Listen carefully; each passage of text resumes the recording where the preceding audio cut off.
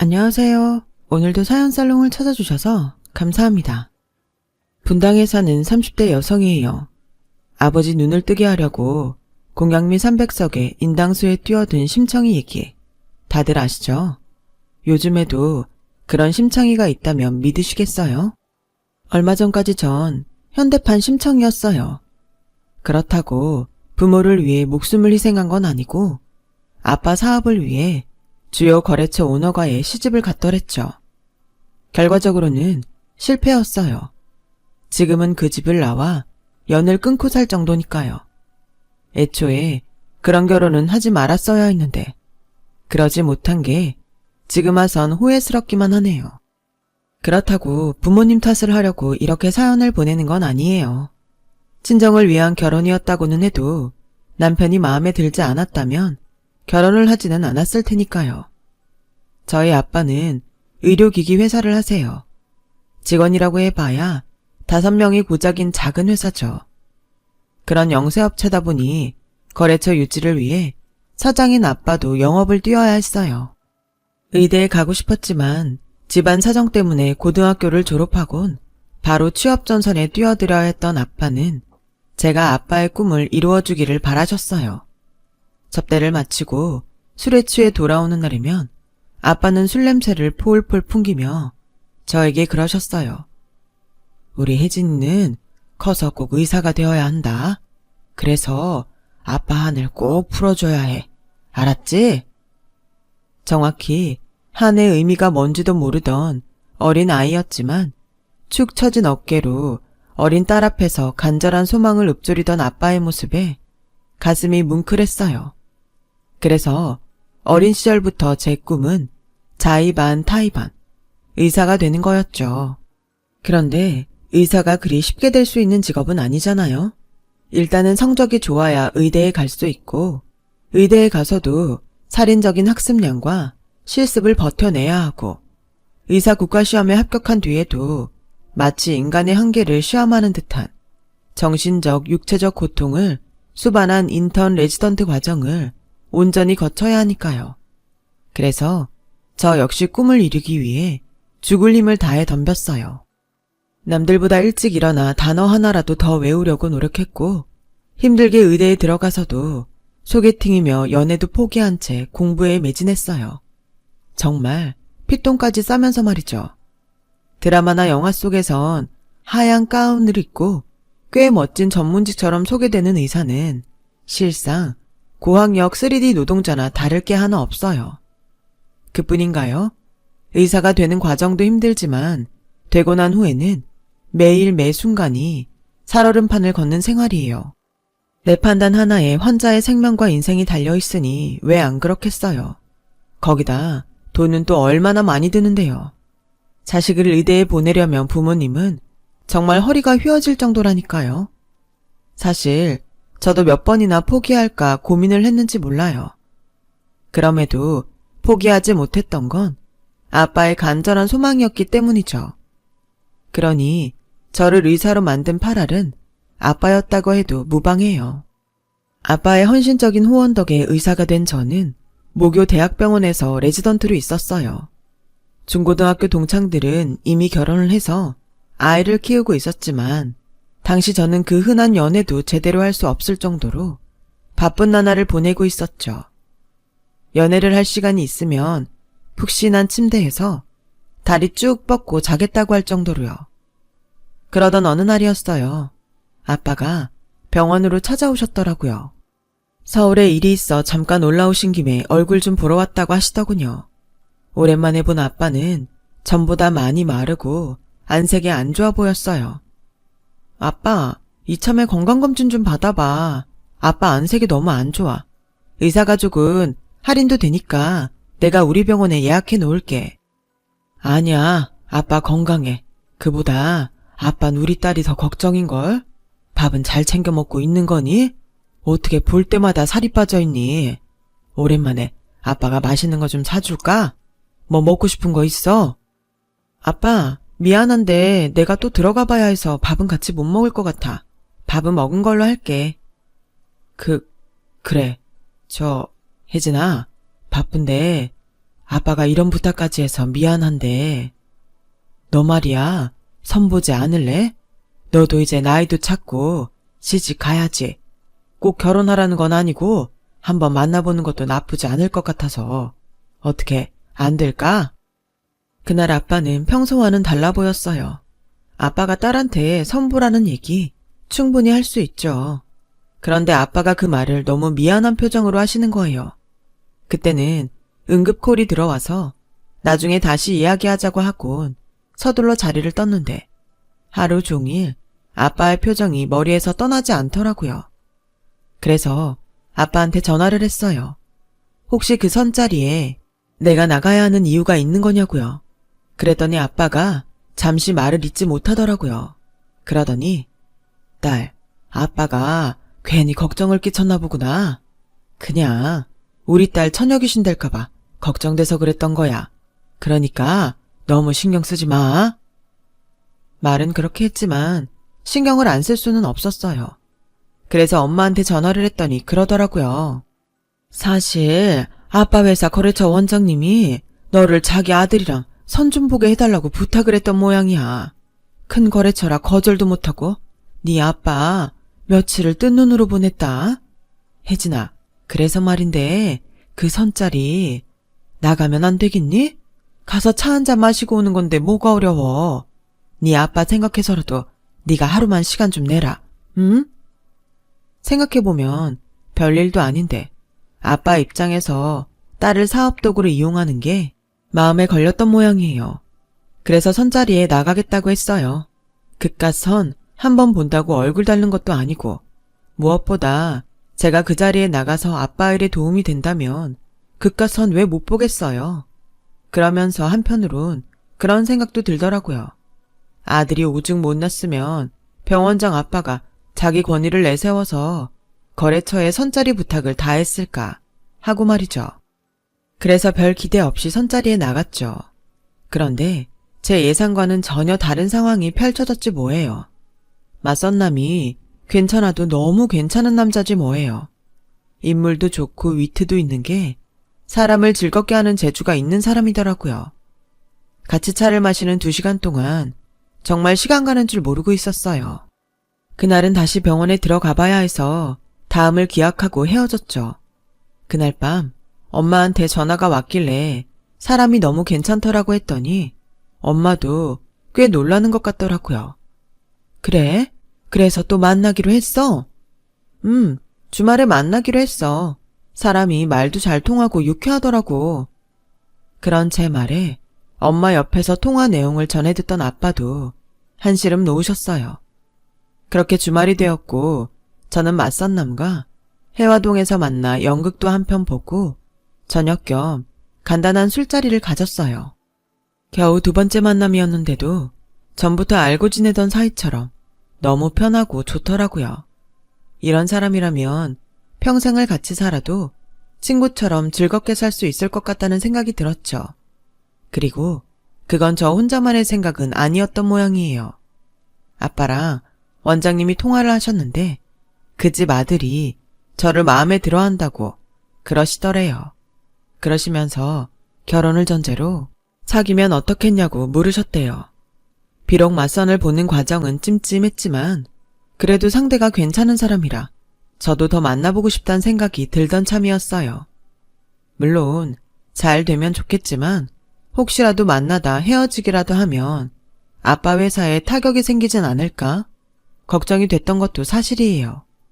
하지만 그렇다고 시작도 하기 전에 포기하는 건 너무 비겁한 행동인 것 같더라고요. 그래서 만나보겠다고 말씀드렸죠. 혜진아, 정말 마음에 드는 거 맞지? 괜히 아빠 때문에 그러는 거라면 안 그래도 돼. 아빠는 몇 번이나 제게 이런 말을 하셨어요. 아무래도 딸의 미래를 저당 잡히는 것 같아 그러셨을 거예요. 아빠, 나 어린애 아니야. 아빠 때문에 만나겠다고 하는 거 아니니까 너무 걱정하지 마. 정말 그 사람이 마음에 들어서 그러는 거니까 미안해하지 말라고요. 그렇게 저는 아빠 거래처 원장님 아들과 결혼을 전제로 사귀게 됐어요. 병원 일 때문에 자리를 비우기 힘든 저를 위해서 만나는 내내 맞선 남은 5분 대기조처럼 저희 병원 주변에 대기하면서 저와 데이트를 했어요. 그렇게 2년 가까이 연애를 하던 우리는 드디어 결혼을 하게 되었죠. 그동안 조마조마하는 마음으로 저의 연애 생활을 지켜보던 부모님은 결혼 이야기에 누구보다 기뻐하셨어요. 그건 아빠 회사 직원들도 마찬가지였죠. 대형병원 원장님과 사돈을 맺었으니 앞으로 거래처 때문에 마음 졸이는 일은 없겠다 생각한 거였죠. 어떻게 보면 병원 측이나 아빠 회사 측이나 서로 윈윈하는 관계가 된 거죠. 그런데 결혼 약속을 하고 처음 시댁을 찾던 날 아버님이 그러시지 뭐예요. 이제 곧 우리 집 사람이 될 테니 내가 뭘 숨기겠니? 내가 널 며느리감으로 일찌감치 점 찍은 이유는 하나다. 네가 의사기 때문이야. 사실 난 아들 녀석한테 내 병원을 물려주고 싶었는데 이놈 성적이 안 돼서 의대를 못 들어갔지 뭐니. 아들이라고 하나 있는 게 이 모양이니 어쩌겠니? 의사 며느리라도 들여서 병원을 이어가는 수밖에. 그래서 말인데 너 지금 다니는 병원 언제까지 다닐 생각이냐? 이참에 그만두고 내 병원으로 와라. 어차피 너한테 물려줄 병원인데 미리 와서 분위기도 살피고 정들여 놓으면 좋지 않겠니? 제게 병원을 물려주시겠다는 말은 감사했지만 그렇다고 당장 그만두고 아버님 병원으로 들어가고 싶지는 않았어요. 그래서 솔직히 말씀드렸죠. 아직은 대학병원에 남고 싶어요. 여기선 더 많은 경험도 할 수 있고 수술도 더 많아서 능력을 키우는데도 도움이 될 것 같거든요. 말씀은 감사드리지만 아직은 그러고 싶지 않습니다. 죄송합니다. 그랬더니 어머님이 버럭 소리치셨어요. 너 아주 당돌한 애구나. 다른 것도 아니고 병원을 준다는데도 그깟 거 하나 못 들어주니? 솔직히 우리가 아들이 둘만 됐어도 너 며느리로 안 들였다. 어디 고마운 줄도 모르고 건방지게? 아직은 그러고 싶지 않아요, 오라니. 기가 막혀서 정말. 어허, 어디서 여자가 큰 소리야. 나 아직 며느리랑 얘기 안 끝났으니까 당신은 좀 빠져요. 아가, 내 뜻이 정 그렇다면 더는 강요 않겠다. 하지만 너무 오래 기다리게 하지는 말아라. 알았지? 네, 아버님. 중간에 어머님이 큰 소리를 내시기는 했지만 그걸 빼고는 별 문제 없이 인사를 드리고 올 수 있었어요. 한편 우리 집에선 사위의 방문에 부모님 모두 쌍수를 들고 환영이셨죠. 그동안 저 없는 동안에도 저희 집에 자주 드나들던 터라 더 그랬죠. 엄마가 그러는데 주말에 종종 들러서 아빠랑 등산도 가고 대중 목욕탕도 다니곤 했었다나 봐요. 아들이 없어서 목욕탕에 혼자 다니던 아빠는 사위가 등도 밀어드리고 말벗도 해드리니까 그렇게 좋을 수가 없다고 하더군요. 엄마는 엄마대로 서글서글하고 부침성 있는 사위한테 흠뻑 빠져 계셨어요. 말끝마다 우리 사위 하시면서 말이죠. 우리 사위는 어쩜 그렇게 말도 예쁘게 하는지 엄마 마음에 꼭 든다니까. 딴 건 몰라도 너 결혼은 정말 잘하는 거야. 이런 남자 또 없다. 그렇게 좋으면 이참에 아빠 버리고 엄마가 데리고 살지 그래? 그럴 수만 있다면 당장 그러고 싶다. 처음엔 땡땡병원 원장 아들이라서 좀 껄끄러웠던 것도 사실인데 만나보니 사람이 진국이더라. 여자가 남편 하나 보고 시집가는 건데 이 정도 남자면 내 딸 걱정 안 해도 되겠다 싶더라고. 그러니 잘 살아. 누가 보면 내가 도살장에 끌려가는 손 줄 알겠네. 좋으면 좋은 거지 그 눈물은 또 뭐야. 나 누구보다 잘 살 테니까 내 걱정 그만하고 사세요. 그때까지만 해도 저는 별다른 걱정이 없었어요. 남편과 제 직장이 서울이라 당연히 분가를 해야 하니 시집살이 할 걱정도 없었고 시부모님이 살갑지는 않아도 저를 못살게 괴롭히는 분들도 아니었으니까요. 시간이 지나 서로 익숙해지길 기다릴 뿐이었죠. 그런데 결혼 생활이 그리 내 마음대로 흘러가지는 않더라고요. 결혼을 하고 처음 맞는 명절이었어요. 병원 일이 바빠서 명절 당일 아침에야 시댁에 들리게 됐는데 그게 어머님 신기를 불편하게 했던 모양이에요. 제가 현관에 들어서자마자 참았던 화를 쏟아내듯 버럭 소리를 치셨어요. 니네 병원엔 의사가 너뿐이라더냐? 시집와서 처음 맞는 명절인데 어쩜 시애미한테 일을 시켜? 네가 얼마나 잘난 의사인지는 몰라도 나한텐 그저 며느리다. 며느리 본분이 뭐냐? 남편 건사하고 시부모 잘 모시는 거 아니니? 그런데 지금이 몇 시냐? 어떻게 된 게 시집 온 지 2달도 안 된 며느리가 시애미한테 조상 차례상을 차리게 해? 병원 핑계 댈 거 없다. 그러게 진작 너보고 그러지 않든 대학병원 그만두고 우리 병원 와 일하라고. 그랬으면 이런 일 없잖니. 어른 말을 동네 똥 깨지는 걸로 하니? 이거야 원? 이 나이에 내가 며느리 시집살이 하게 생겼으니? 그때 알았어요. 어머님이 왜 그렇게 저보고 아버님 병원에서 일하라고 하셨는지를요. 어머님은 그저 저를 가까이 두고 부려먹고 싶었던 거였어요. 차례도 지내기 전에 어머님이 소리를 지르시자 이번에도 아버님이 한 소리 하셨어요. 조상들 모셔놓고 어디서 큰 소리야? 병원 일 하다 보면 그럴 수도 있지. 그깟 차례상 하나 차렸다고 며느리를 쥐잡듯 잡아? 솔직히 전이랑 나물 당신이 한 것도 아니잖아. 괜히 명절 아침부터 큰 소리 내지 말고 어서 차례부터 지내자고.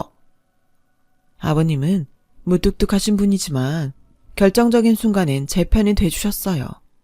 이후로도 어머님은 사사한 것까지 트집을 잡아가며 저를 추궁하셨고 그럴 때마다 아버님과 남편이 번갈아가며 저희 바람막이가 돼주었어요. 그래서 아버님께는 늘 마음속으로 고맙게 생각하고 있었죠. 아버님의 본 모습을 보기 전까지는요. 결혼하고 2년이 넘었을 무렵 모처럼 휴가를 받아 남편과 친정에 갔어요.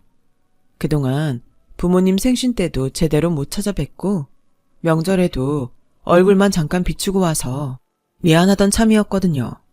토요일 오전이라서 아빠도 집에 계실 줄 알았는데 골프를 치러 가시고 안 계시더라고요. 아빠가 골프를 쳐? 언제부터? 한 2년 됐을까? 근데 골프가 그렇게 힘든 운동이니?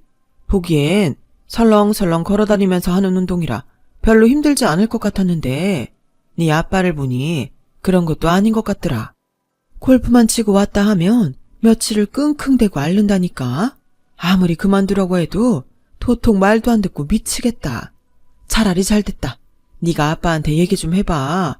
골프 치다 사람 잡겠어. 사장이긴 해도 영어까지 뛰며 일하는 아빠가 운동을 시작했다니 다행이긴 했지만 엄마 얘기를 들어봐선 도움은커녕 오히려 독이 된 것 같았어요. 그래서 남편과 함께 아빠가 가셨다는 골프장으로 가봤어요. 아빠의 상태를 보고 병원에 모시고 갈지 말지를 결정하려고요. 그런데 골프 주차장에서 못 볼 꼴을 봤지 뭐예요. 아빠가 그 무거운 골프백을 3개나 둘러매고는 낑낑거리며 걸어오더라고요. 그런데 그 뒤로 어머님과 아버님이 히히덕거리며 오고 있지 뭐예요. 두 손 가볍게 말이죠. 저희 아빠가 시부모님 골프백을 혼자 들고 왔던 거예요. 그런데 그 다음이 압권이었어요. 이봐, 사돈, 땡땡사에서 새로 나온 골프클럽 풀세트가 있는데 이참에 그걸로 좀 바꿔줘. 다음 주 주말에 의대 동기들이랑 시합이 있으니까 그때 가져갈 수 있게 맞춰서 병원으로 가지고 오라고. 운동은 뭐니 해도 장비빨 아닌가. 어머, 그럼 나도 좀 바꿔줘요. 안 그래도 내 건 너무 낡아서 들고 다니기 창피했는데 잘 됐네. 기왕 사는 거 골프백도 하나 부탁해요. 사돈이랑 같이 골프 치니까 너무 좋다. 백도 들어주고 골프채도 사주고. 아참, 안사돈한테 이달 말에 우리 집 제사 있는 거 말했어요?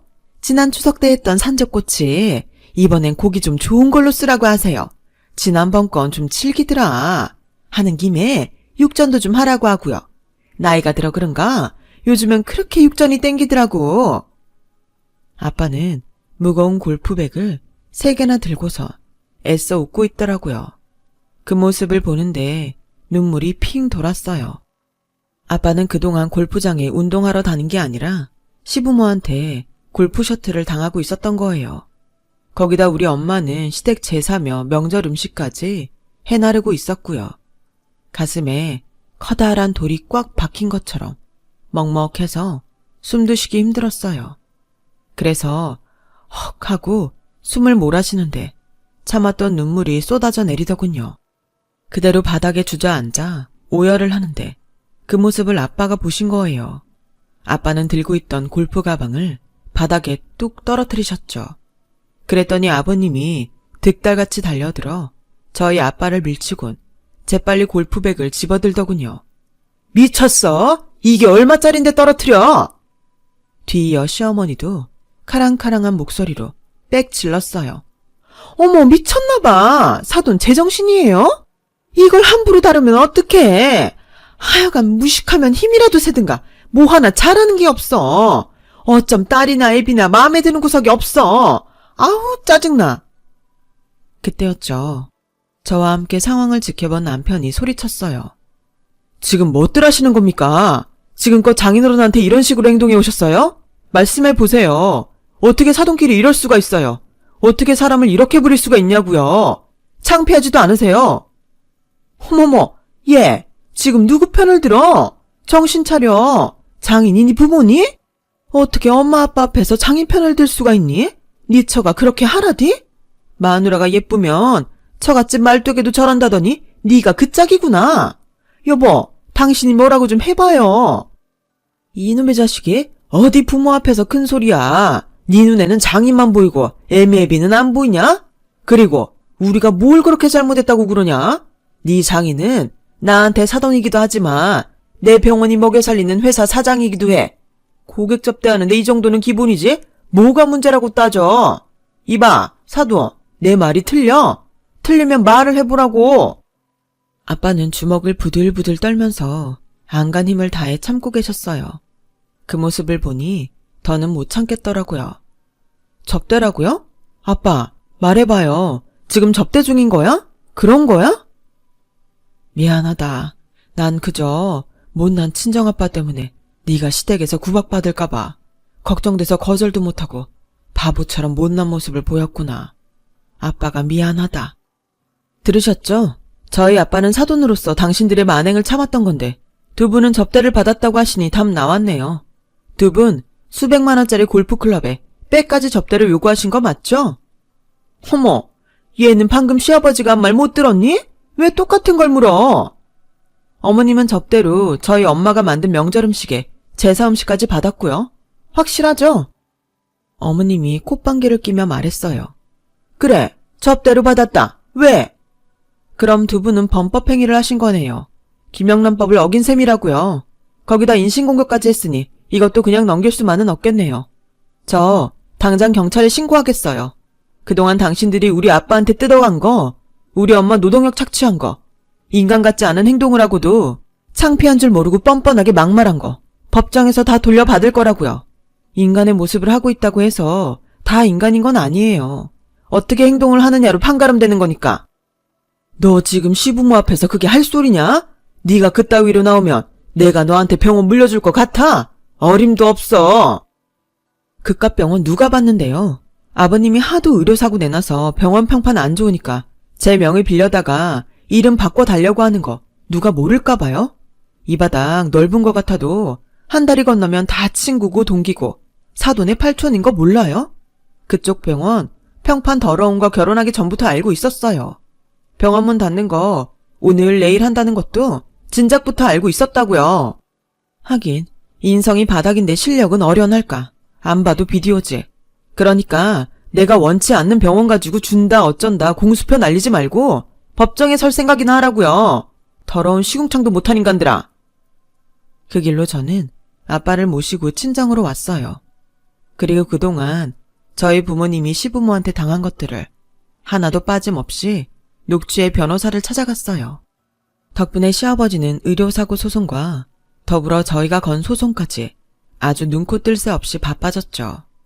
그동안 납품업체에 얼마나 악독한 짓을 해왔는지 저희 아빠가 땡땡 병원을 상대로 소송을 걸었다는 소문을 듣고 여러 업체에서 소송에 동참하겠다고 연락이 왔지 뭐예요. 결국 시아버지 병원은 엄청난 소송과 병원 경영 악화로 병원 문을 닫게 되었고 엄청난 액수의 위자료를 물게 되었어요. 그리고 저 역시 남편과 이혼을 하게 되었고요. 남편은 그동안 자기 부모님이 잘못한 것들을 대신해 평생 저희 부모님께 죗값을 치러 나갈 테니 이혼만은 철회해달라고 했지만 도저히 그럴 수가 없더라고요. 남편을 볼 때마다 그날 저희 아빠가 당하던 모습이 떠올라 속에서 천불이 났거든요. 그래서 눈물을 머금고 이혼을 감행했어요. 아무래도 그게 최선인 것 같아서요. 소송 이후 아빠는 회사를 정리하고 캠핑카를 구입하셨어요. 남은 인생은 엄마랑 여행을 다니면서 즐기고 싶으시다고요. 수십 년을 가족을 위해 희생하셨으니 그 정도 호사는 누릴만 하다 싶어 저는 전적으로 찬성을 했어요. 그리고 그동안 공들여 키워주셨으니 앞으론 제가 두 분을 모실 테니까 돈 걱정하지 마시고 한 번뿐인 인생 후회 없이 보내시라고요. 오래전 심청이는 부모를 위해 목숨을 바쳤지만 저는 월급을 바치려고요. 그래 봐야 제가 부모님께 받은 것에 비하면 세 발의 피일 테지만요. 제 긴 사연을 들어주셔서 감사합니다. 모두 건강하세요. 여러분, 사연 댓글에 응원과 현명한 조언 부탁드려요. 좋아요와 구독은 저에게 큰 힘이 됩니다. 오늘도 좋은 일 가득하세요.